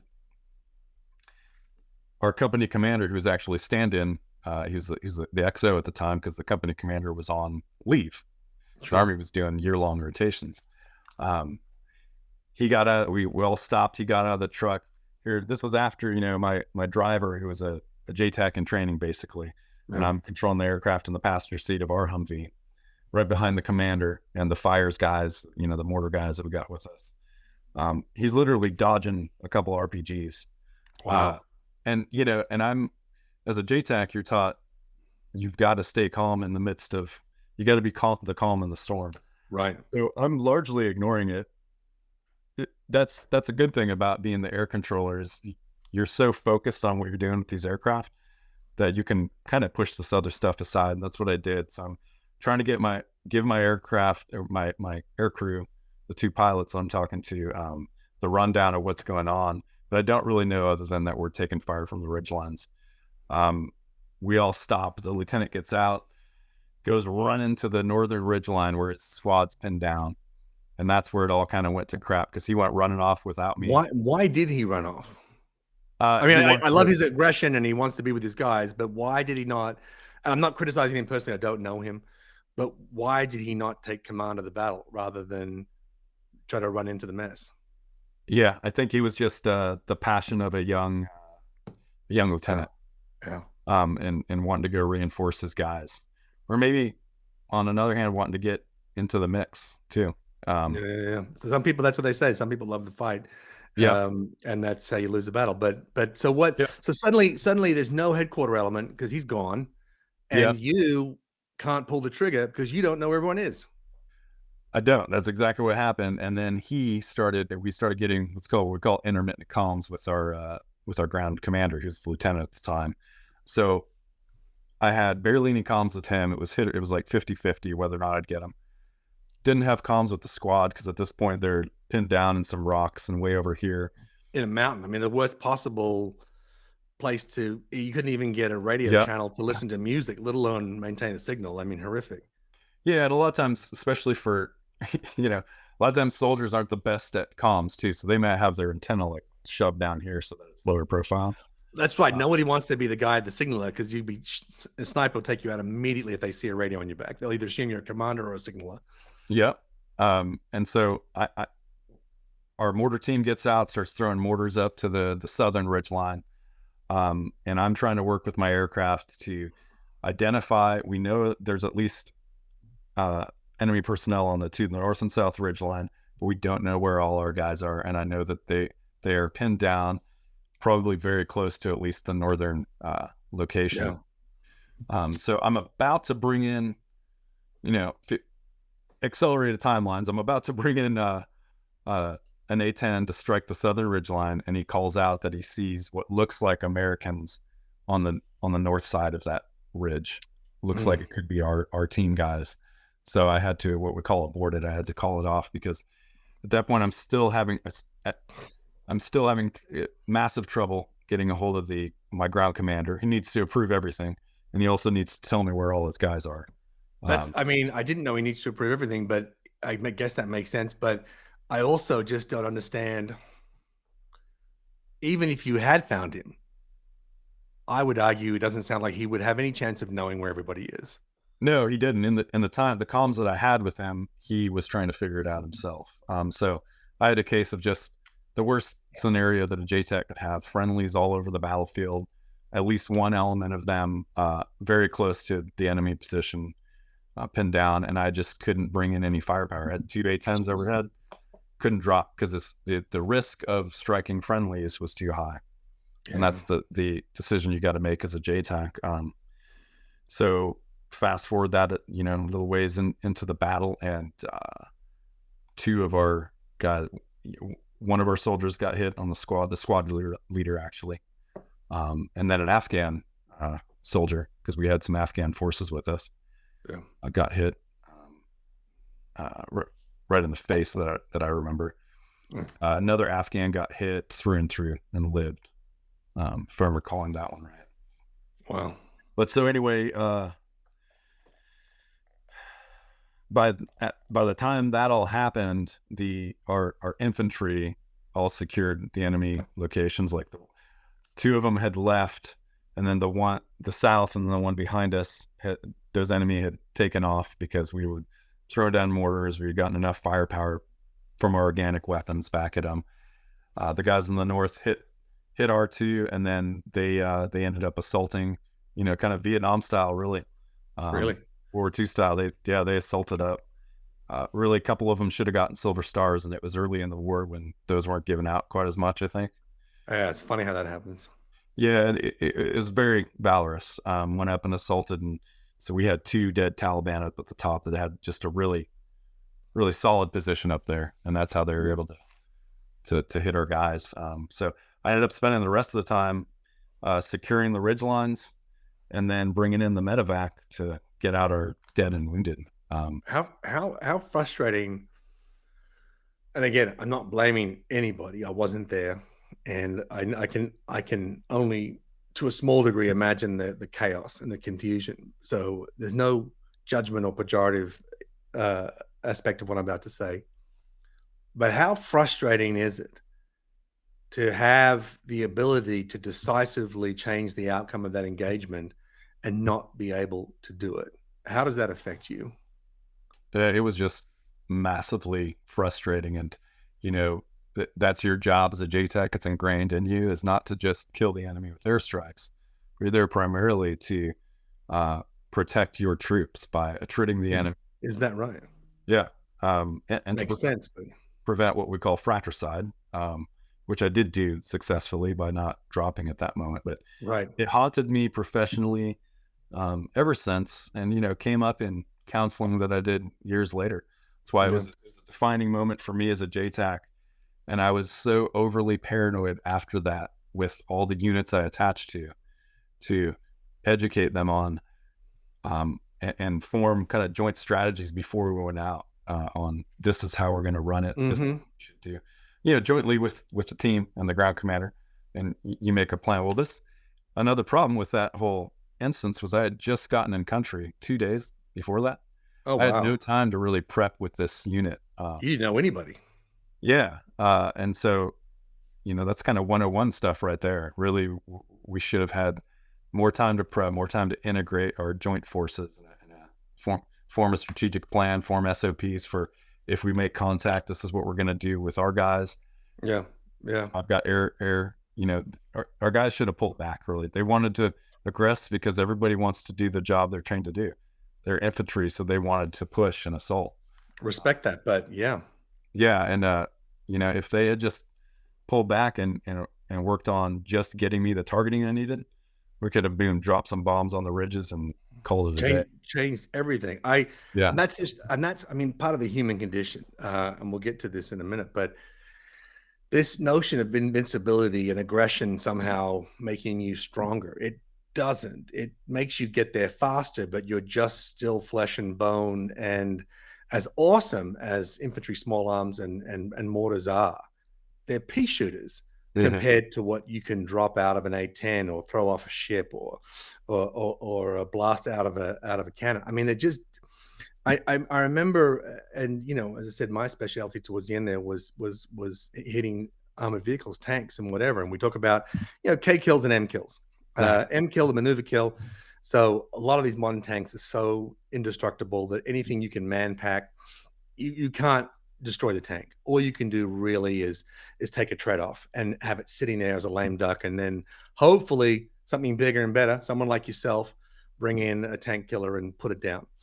So we don't even aim for K kills. We're just looking for M kills, and you get so confident in training that you think I could take this out any time. And then all of a sudden they're moving so quickly, and they're so big and they're so fast, and they run down trees thicker than telephone poles like they're nothing, like someone chewing through grissini at Olive Garden. I mean, this thing just blasts through, and you're just like, oh, wait, I've been living some sort of video game bullshit fantasy, and this is horrific. We can't stop this beast. So this notion that aggression makes you more powerful, it doesn't. It gives you perhaps a spasm of courage to overcome certain fears and to be more decisive and more aggressive in your behavior. But it doesn't make you stronger. It doesn't make you less vulnerable to wounds and death. And it's a misleading thing. But just looking at that strategically, it was a very aggressive posture from the beginning. You could question that. perhaps underestimated the capacity of the enemy strategy and weaponry. Mhm. But most of all, they tied both your hands behind your back, and you're the one that could bring down the hammer of God. And yet, even though none of this was your fault, this derailed you. I mean, tell us about what happened, because I know you're very open about it in your book and in our conversations and the book that you're writing now. You weren't exactly a Disney character to begin with, but you were a very angry man after that. Yeah, really I was. I mean, it wasn't just that instance. You had other deaths that we experienced on that rotation, and then as a career field and in general. You had the rising threat of IEDs on that rotation itself. One of our war heroes in my career field, Israel Del Toro, was I think about 90% burned from an IED. And I remember being out and getting the call on the radio, because we had lightly armored Humvees at the time. Oh, really? Yeah, that not the huge up armored ones you have now. So you're driving around in the same hunk of junk that Arnold Schwarzenegger is running around in a muscle singlet at Venice Beach smoking a cigar. You have the same Humvee that he had. You didn't have a real war fighting vehicle with some reinforcements. We had some, and the floor. You didn't have metal. You didn't have the armored floor. No, we had like sheets of metal that we put on the doors, sheets of metal that we put on the hood. It was really pretty Mad Max ghetto. Mad Max. Yeah. Hey, funny story. My dad and I bought two vehicles, two of the lunatic vehicles from Mad Max 2, off the set. Two buggies, just VW based chassis buggies, and they're all smashed up after the stunts of Mad Max 2. And then I was only a kid, and I spent a year and a half cutting and rebuilding them into a new buggy, which was awesome. And then my sister, I had my final exams for high school, and my sister took it out on a trip with my dad and crashed it into a giant anthill, and it's still there to this day. But yeah, Mad Max 2. So basically, saying it was set up to prevent rockets and small arm fire, but had nothing to prevent an improvised explosive device, is what IED means for those that are not militarily informed. And it's basically it's a Radio Shack landmine, and it can be anything. It can be anything. You can detonate it remotely. You can detonate it with pressure. You can do all sorts of things. It can blow out bolts and nails. It could have chemicals. It could have incendiary devices. But yeah, you didn't have an armored floor. So your most likely threat, which was death from below, and that was the one thing you didn't have in the vehicle. Yeah, and they were burying them in wadis, which is a dried up riverbed. So yeah. Every time, literally, especially after DT or Del Toro got hit, which was, he was we had come in together, and he got pushed over to another battalion adjacent to mine. Heard the radio call when he got hit, and those things hit you hard when it's a member of your own team. Yeah. So every time I went over a wadi after that on any patrols, I'm atheist, but I'm praying to, Odin or Thor or something, the gods. Right. You're just sitting there like, all right, is this the time? Hopefully it goes quick if it's my time. What a horrible mindset that's not a way. That's no way to live. No. And, and then on top of that, you add in the killing that you become a part of. I dropped a lot of ordnance on that rotation, and, I don't lament over killing the enemy. I'm glad I did. I don't regret any of it, but it affects you big time. Yes. So all of those things combine. And as I found out later, those experiences combined with maybe some trauma that you had as a child, did in my case, and it just creates a ball of fire that keeps on building. And that's what happened over my career. And every rotation added to that over the years. And how did that affect it? I don't need you to go through everything, but I mean, look, both of us have punched above our weight. We've married beautiful, intelligent women. Your wife's extraordinarily accomplished. I prefer talking to her than you, to be honest. But how did that affect your marriage? You got two beautiful daughters. Obviously, it kind of made you a joy to be at work, and particularly under that kind of pressure.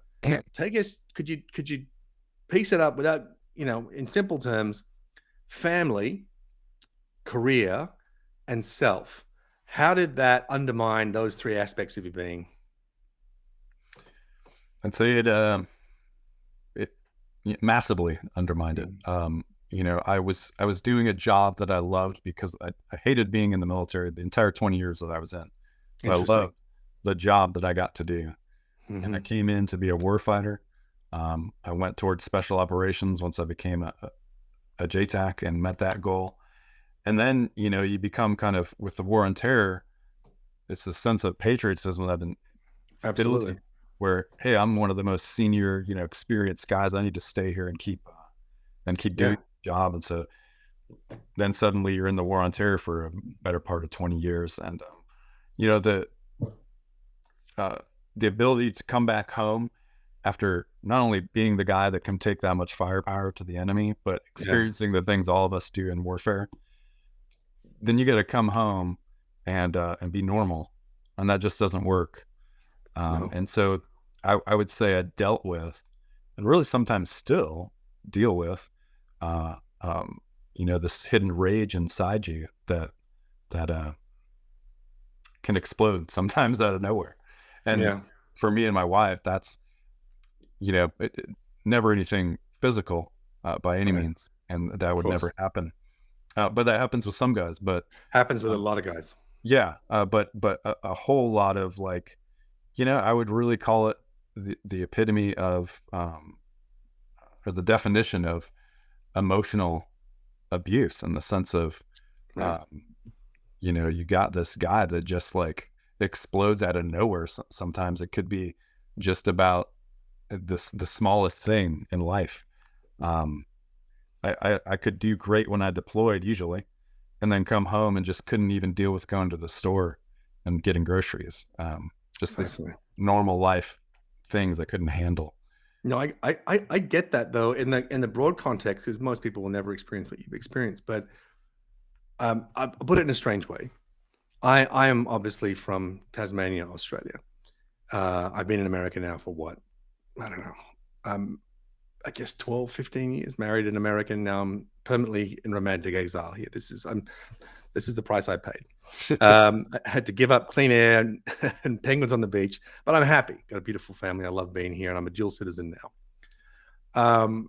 But the point is that I grew up driving on the left-hand side of the road. I learned how to drive a car on the left-hand side of the road. When I would come to the States for work in publishing and film, television, whatever, and rent a car, I really had to concentrate on driving on the right-hand side of the road. Never had a problem. I did have one accident once on a freeway in LA. I thought someone was going to shoot me, but that's LA. So driving on the right-hand side of the road. When I would go back to Australia, I would make a series of mistakes, one after the other. I'd relax because I was home, and I'd find myself drifting to the right-hand side of the road, turning the wrong way, doing things because my guard dropped. I'm just saying, in a strange way, when you're deployed and the stakes are so high, you lock in to the mental machinery that enables you to be an elite warfighter. And when you get home, that framework is gone. And I think that's when things start to unravel. And because no one could understand how, a weapon like you could struggle to go to the grocery store, but I can, because I've seen some of the best soldiers I've ever met, ever had the privilege to work with. A lot of my guys went on to the SAS and did a lot of great work in the same theater as you. And a number of them, two of the coolest, calmest guys I've ever met in my life, are completely dysfunctional now. One of them's living in a tent because he can't trust himself to go inside his own house with his wife and kids. And another guy is basically a recluse. He led an incredibly successful mission in the Middle East, annihilated an entire terrorist cell, and now can't reconcile the fact that he was responsible for the deaths of, 20, 30 men. Can't do it. And so I have nothing but love and respect and compassion for everybody in this situation. But I think it's important to get across the extremity of what you had to endure and what you had to inflict, and this sense of how the wheels fall off when you come home. It's one scenario is chaos, but makes sense. One scenario is domestic harmony, and you can't reconcile it. I mean, what do you do when you feel this coming on? Do you feel it coming on, or is it already overwhelmed you before you realize you're there? Usually I'd say overwhelms but there is a little bit of that feeling it coming on. Now I can definitely feel it coming on. And my whole family, including my girls who are now, 9, 11, who I'm very thankful, something in me never let me project any of this to them. Somehow there's just this block.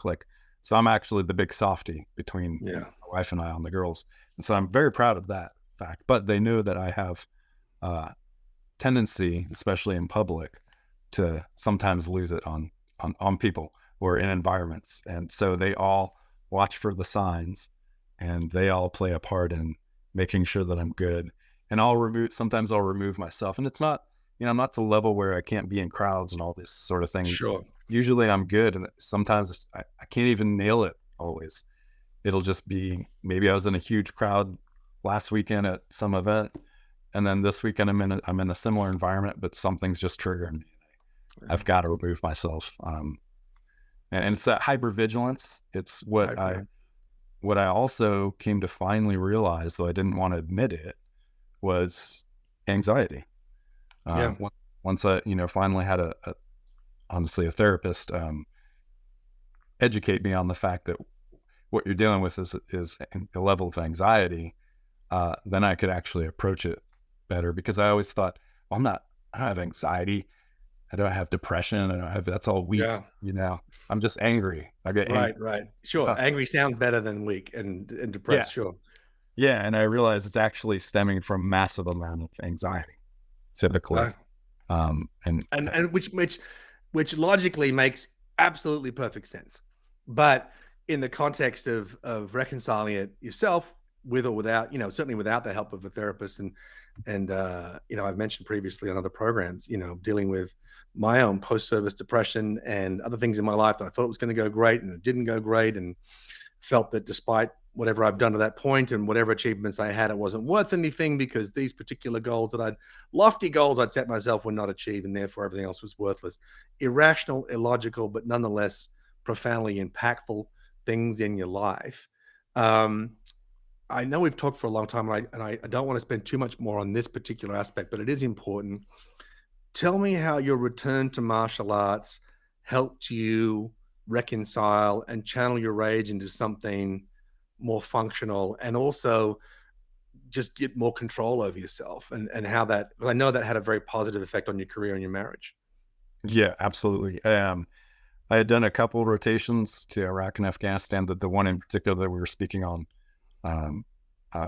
with the loss of the soldiers. And then I got, in the year and a half following that, I was actually working on getting out of the military. Actually got out on terminal leave for about 30 days. I had my paramedic certification for my pararescue training, got a job at a Austin EMS actually. And then on the last day of my terminal leave, I went back to my unit and I said, I need to keep doing this. Wow. And they brought me back in. So I had that kind of understanding that this is what I still want to do. I need to deploy more. I need to keep being a warfighter. This is all I know. Well, then I got what we call non-voluntary orders to South Korea, where we're still doing rotations as a military. Sure. And, my wife and I at that point were about to get divorced because of my rage problems. Right. It was very bad. So it was a very hard experience, because it was a year away to Korea. A non-war fighting role in a place you didn't want to go to at a time while your marriage is in crisis, and you're going there because you've been, the nicest way to say is you weren't completely shit canned, but you're being kicked sideways because you're a dick. Yeah. Yep. Mm-hmm. Yeah, exactly. And you can't justify it because you're like, well, there's no war there going on, so why am I? Right. So, having trained in the martial arts my whole childhood, and I was still training. In fact, I was teaching a little bit while I was at the time stationed in Texas. And I decided, okay, I'm going to make the best of this. I'm going to find a Taekwondo or Hapkido instructor, the Korean martial arts. Mm-hmm. I'm going to train with someone legitimate. Well, my first couple of days there on Camp Casey in northern South Korea, near the border, found a flyer that said Kung Fu. Kung Fu in Korea, that's weird because it's a Chinese art. Right. So I called the number, and here comes this old, at the time, 77-year-old Korean man comes in, and kind of a little bit funny and goofy, definitely been through some hard times, definitely beat up. And we talk, and he asked me, how old do you think I am? I'm like, I don't know, 50 some? No, I'm 77, because he looked much stronger. And Oh, right. and so this was what became my Grandmaster Pak. Pak Ji-moon is his name. He's actually of North Korean lineage. He grew up in North Korea under the Japanese occupation. Oh my God, that was a horrible time. Very horrible. Lived through, the occupation then for a few years after we won the war and kicked the Japanese out of the Russians in North Korea, and then became a guerrilla fighter. He's actually the guerrilla fighters of North Korea fought for the South, and our origination of the CIA ran them against. Oh, is that right? The OSS? Yeah. As well as some army leadership. Mhm. They went around and grabbed these, what we call the partisan fighters of North Korea. Yep.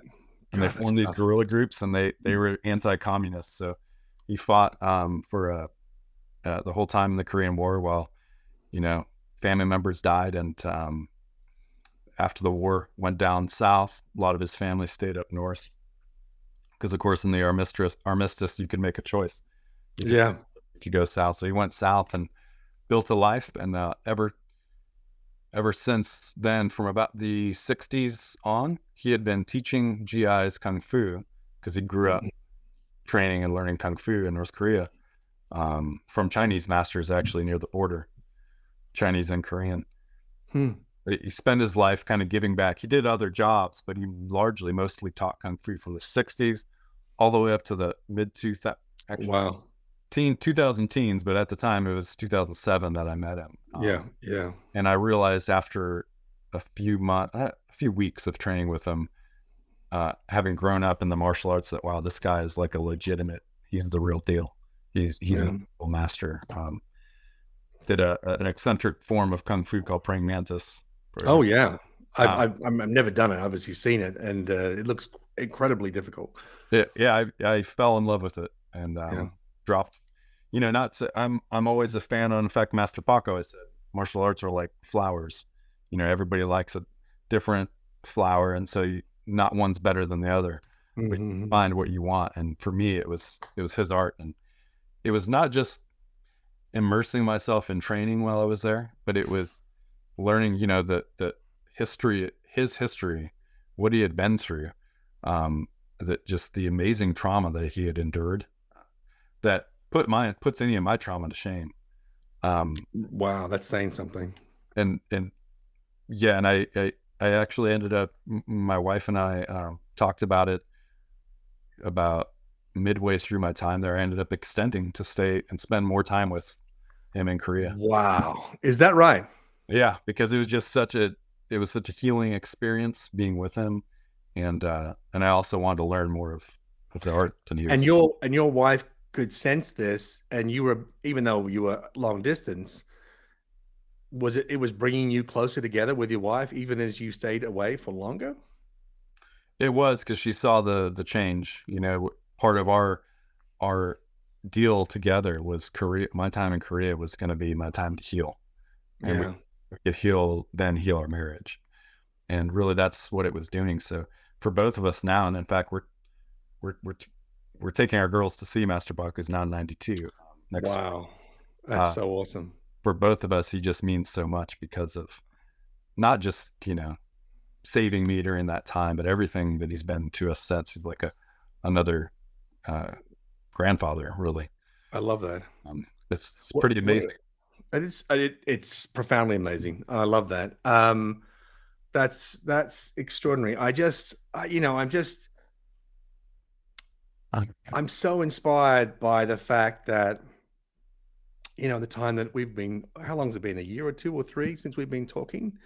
We connected through my best friend, Steve Nichols, who was an Army artilleryman, became a JTAC and was in the circuit over in the sandpit.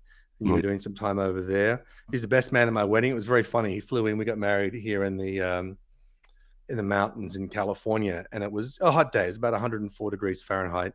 And my wife decided that the men should wear tuxedos. I said, great, nothing better than a black shiny suit on a hot day. That's terrific. And so I passed it. I kicked it on down. And I said to Nico, I said, okay, you got to wear dress blues, which is like the hottest polyester shell, Yeah. And he just flown in from the sandpit. And he's like, oh, this is actually chilly. I might put a cardigan on, considering what he was used to. But Steve brought us together and mentioned your book, Hunting the Caliphate, which I read and enjoyed, written by yourself and your friend, General Dana Petard. It's an excellent book. If you hadn't read it, obviously you should read it. What's unique about it is that it covers the perspectives on, killing the terrorist cells and killing ISIS from many different viewpoints. But, General Petard at one point covers it from fairly high up and these large scale, high-end strikes, and Wes on the ground in the shit, doing it on the ground. It's a very interesting change of perspectives. Plus, there's a personal journey involved, particularly in your writing. You're not afraid to share the doubts and the concerns and the rage that you have. But I guess what I find so enjoyable about reading your work and also just talking to you, as illustrated by that story about Master Park, is that you have achieved so much. I mean, the tens of millions of dollars invested in you as a human weapon for the US Air Force and the military. I mean, the level of training that you have, and yet all of that put in jeopardy through some of the trauma you've suffered, not just in terms of broad PTSD, but in terms of the horrors you witnessed. And we don't even have time to go into some things I wanted to talk about. I was going to talk about how, when I was a young soldier and sent to the Thai Cambodian border in 89, and, going through the refugee camps there and didn't meet basically any young men between the ages of sort of 4 and 40 that had all their hands and feet, and the Khmer Rouge were already infiltrated and using it to resupply and hospitalize their injured troops. It was just a mess. And that was a turning point for me, because I suddenly said, you know what? Here I am putting myself in harm's way. There'll never be enough bullets to kill all the bad guys. Never enough money to fix all the world's problems. I need to find another path. And now, when my career fell apart in the military through to illness, I found a path that at one level feels selfish because I'm doing the stuff that I absolutely love. But the guiding philosophy is that if I do the stuff that brings out my best, it'll actually bring out the best in others. The point is that it correlates so neatly with your experience, even though we took very different paths. Despite the enormous amount of training and accomplishments you've had, everything's in jeopardy, everything's unraveling. You pursued a completely new discipline. Your career has been kicked to the side. You're in kind of a nowhere place in Korea, as far as military theater is concerned. And instead of unraveling and taking out on everybody else, just recently, some young guy, I forget where he was, worked in the bank, heard he was going to be fired, came in and shot everybody. That happens more and more because these people are not capable of doing what you did, even though you've gone through infinitely greater hardship and stress than they ever will. Is you stopped and you started to rebuild and find something new in yourself, or reclaim something that perhaps had been brutalized and forgotten. And you've come out the other side a better human being, a better warfighter, a better husband, a better father. And, it wasn't easy. Just getting published is hard. Just learning these new tools, hard. I know you work in military communications as well, technical stuff. But the fact that you could reinvent yourself, I guess the message that I'd like you to talk on to our listeners is that for those of you who have striven for one or two great things in your life and then achieved them or not quite achieved them, or had it all taken away like I did, or, felt yourself unravel like Wes did, how do you rebuild yourself? You did it through martial arts. I did it through writing and through wildlife conservation and undertaking more wildlife expeditions and getting back to the bush. My saving grace wasn't martial arts. It was strength sports. I started lifting and I have a very busy brain. It's very hard for me to turn it off. I can't meditate. I've tried. But if you give me a freakish amount of weight to pick up, the amount of focus it takes to do it without snapping myself in half, that became my meditation. So I got into powerlifting and rock lifting and all that kind of stuff. There is a path of not redemption, but of recovery and rejuvenation to be a better person and to do the things you only ever dreamed of. Because your life now with your writing, your wife's work is amazing. Talk about how you're taking your kids to dancing competitions. I mean, this is the stuff of domestic dreams. What would you say to someone whose life goal is unraveled? Say they were going to be in the NFL and they break their legs, not going to happen. Instead of becoming an addict or violent or taking their own life, what would you say to them to find what you found with Master Pack? I'd say I always, at some point, had to stop and reassess, who and what I really am and who and what I really want to be, regardless of any, great successes or, landmark things I may have done in my career or otherwise, or military. And then in a close parallel with, I'd say in hand with that, thinking about not just ourselves, but the other people around us, the people closest to us especially, and say, what am I to them and what do I want to be to them? And that's the biggest thing. Having my daughters was one of the biggest things that helped push it. It wasn't just Master Pack, but it was them, and seeing the effects that if I didn't change and go a different direction in my life, what kind of effect is that going to have on them, and is that fair? And so I think a lot of times, especially for Western society, being individualistic, which is great on one hand, we tend to sometimes think too selfishly.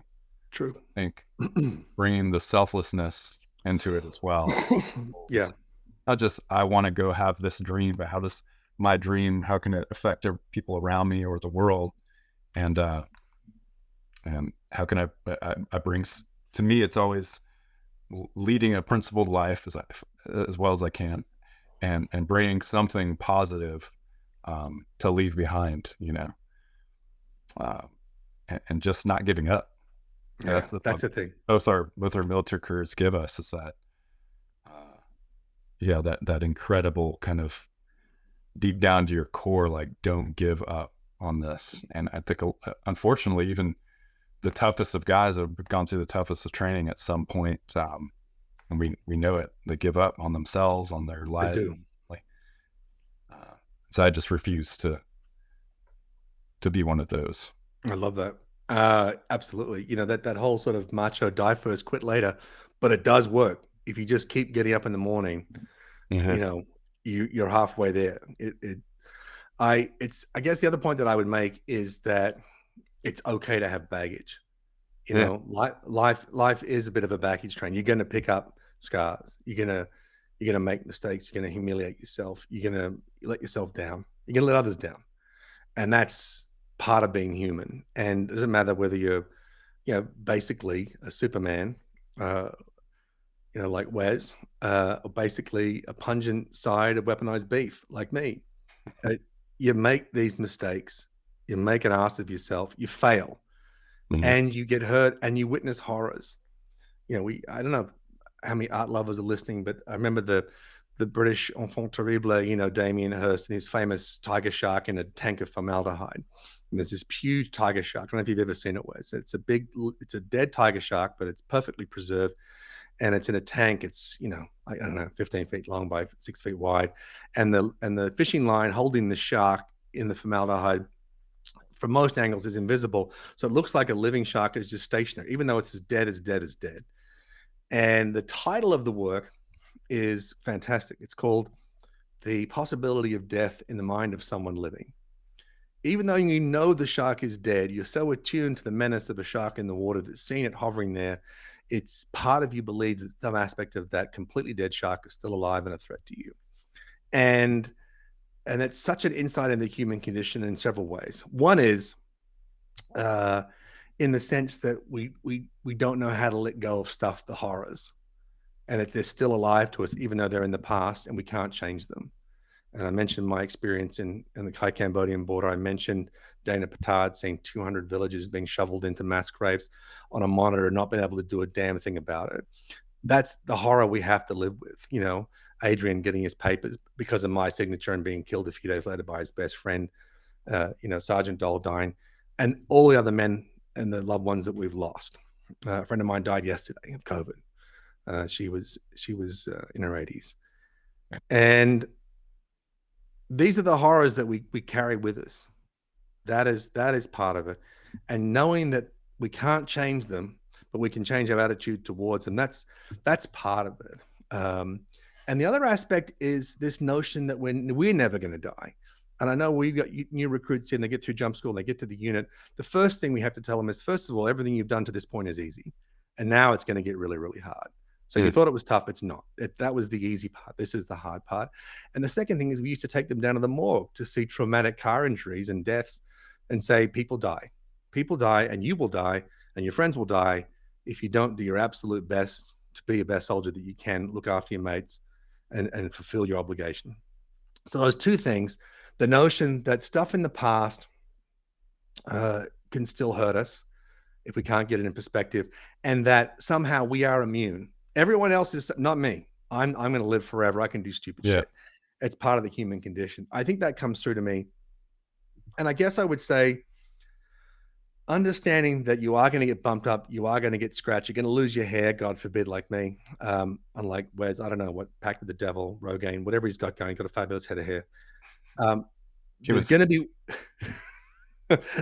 be wear and tear. You're going to witness a lot of horrors in your life. You're going to get your heart broken. In Wes's case, he almost lost his career because of the anger and the anxiety that came from watching his friends die and feeling powerless to change it. I lost my career because of a random tropical bug that destroyed my lungs, and my entire career plan was just taken away from me. And we've gone on to find happiness and purpose and good fortune in our lives. I'm not saying we're the model for anything.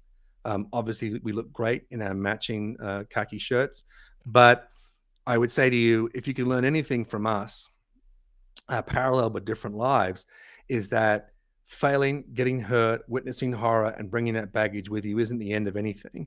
And a setback in life is an opportunity to start again if you're prepared to believe in yourself and put in the work, is what I would probably say. I don't know. What would you say, Wes?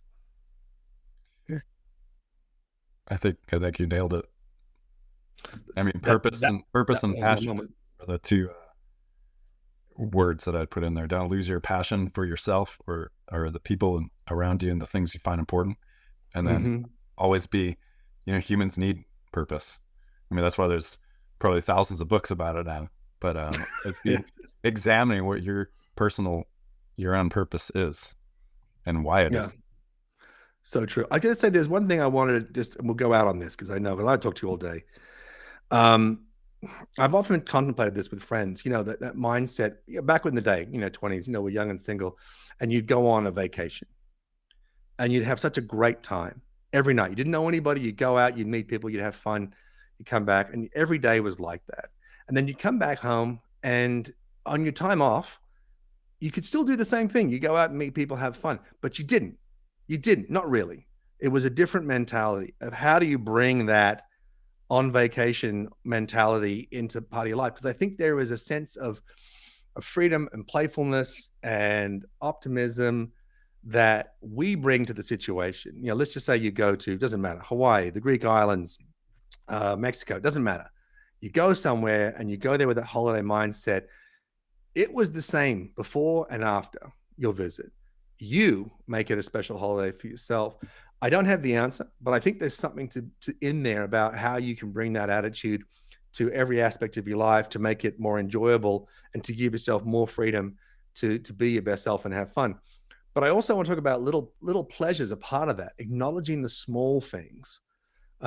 Just as we mentioned earlier, there were little tiny hardships that made tough courses even tougher, a vindictive instructor, bad weather, pre-existing injury, little things that should only be a small issue, but they become big issues over time.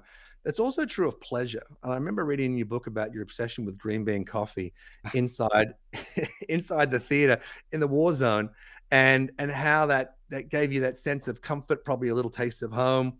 But there were little moments, a clean pair of socks, a chance to have a shower, little pleasures that in the course of modern life we take for granted and we no longer care about them.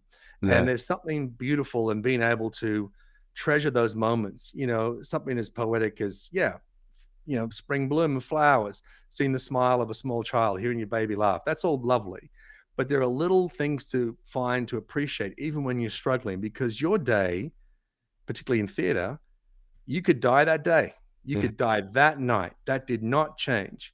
But you had that moment where it's a powerful moment in the book where you're enjoying a nice cup of coffee. And let's be honest, if that coffee was at Starbucks here, you'd send it back. It tastes like a rat pissed in it. But at the time, it's the nectar of the gods. It's ambrosia, sucking on the teat of Zeus himself, drinking that coffee and watching those young girls laugh. And you had this moment of epiphany where it humanized the native population, and you stopped thinking them as just enemy, and you started thinking them as different humans facing different hardships. But there's that moment where it didn't change your fate. You could have died horribly that night. Many men did. I just feel like there's something powerful in appreciating the small things, even amidst great hardship and oppression.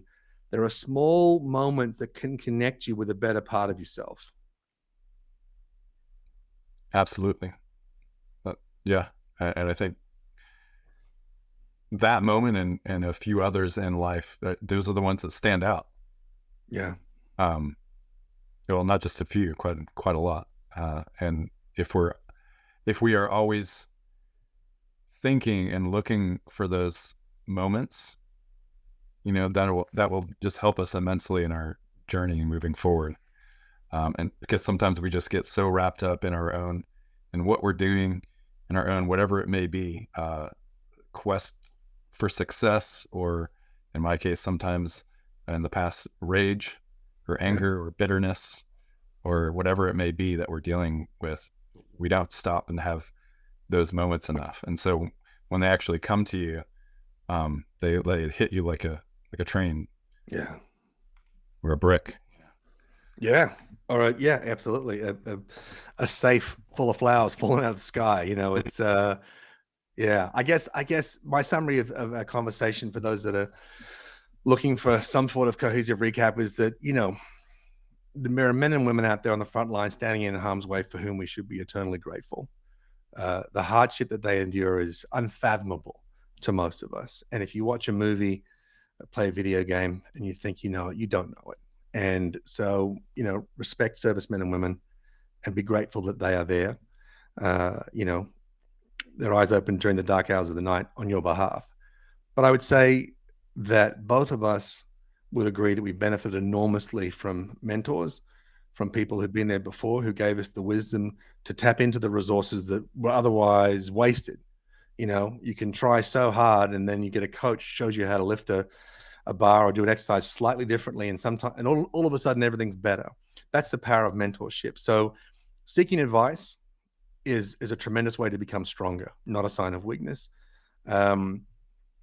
Understanding that all humans, no matter how tough they are fallible, and we are soft flesh. That